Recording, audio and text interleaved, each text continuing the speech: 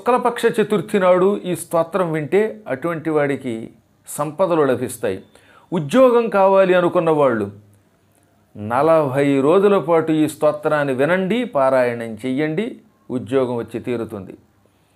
గణేశాలయంలో ప్రదక్షిణలు చేస్తున్నప్పుడు ఈ స్తోత్రం వింటే భూప్రదక్షిణ చేసిన ఫలితం వస్తుంది.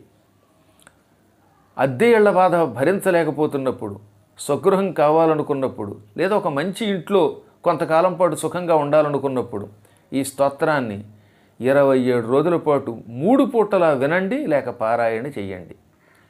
ఇలా అనేక శుభాలు కలిగిస్తూ జాతక దోషాలు తొలగించేటటువంటి స్తోత్రం ఇది.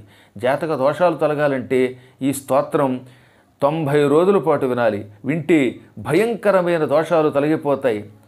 జాతకాలలో శుభ ఫలితాలు రావడం మొదలు పెడతాయి. విదేశయానం చెయ్యాలి అనుకున్న వాళ్ళు 9 రోజుల పాటు విడిచిపెట్టకుండా